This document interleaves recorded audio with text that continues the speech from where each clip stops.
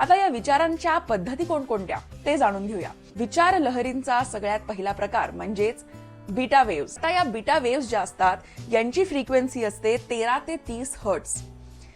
आता या विचार लहरी कधी निर्माण होतात?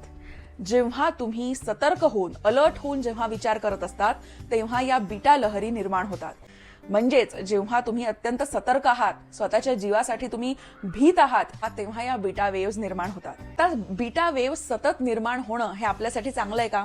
अगदी उत्तर सरळ आहे की सतत या बीटा वेव्सच्या स्थितीमध्ये जर आपण राहिलो तर आपण सतत स्ट्रेसफुल राहणार. आणि पुढच्या विचार लहरीबद्दल बोलूया आणि त्या आहेत अल्फा वेव्स.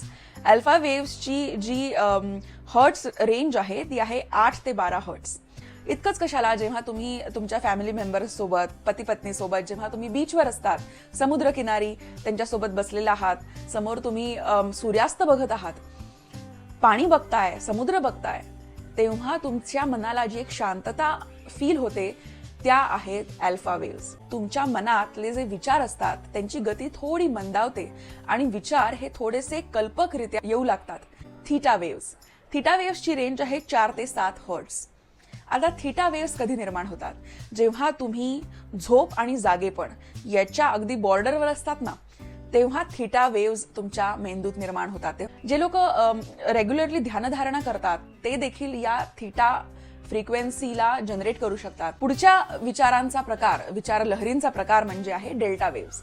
या 0.5 ते 4 हर्ट्झ या फ्रिक्वेन्सीमध्ये असतात.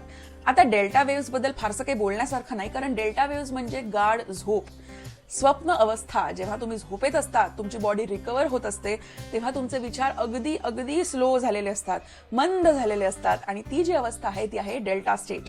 पुढची जी अवस्था आहे ती फार इंटरेस्टिंग आहे. त्या विचार लहरींचं नाव आहे गामा वेव्स आणि यांची फ्रिक्वेन्सी किती आहे माहिती का? 30 ते 100 हर्ट्झ. बीटा वेव्स पेक्षाही जास्त यांची गती आहे. या इतक्या जलद विचार लहरी कशा काय निर्माण होतात? जेव्हा तुमचा मेंदू इतक्या जलद विचार लहरी निर्माण करतो की तुम्हाला या सृष्टीचं ज्ञान मिळू लागतं, अद्भुत चमत्कारिक ज्ञान तुमच्यापर्यंत येऊ लागतं, तुम्हाला साक्षात्कार होऊ लागतात, तुम्हाला अचानक कोडी सुटतात, उत्तरं सापडतात, तेव्हा तुमच्या विचार लहरींची फ्रिक्वेन्सी असते गामा. जे योगी पुरुष आहेत, गौतम बुद्ध आहेत किंवा परमहंस योगानंद आहेत, ज्यांच्याकडे असे अद्भुत आध्यात्मिक किंवा वैज्ञानिक ज्ञान होतं जे कुठून आलं कोणालाच माहिती नाही, ते आलं गामा विचार लहरींमुळे.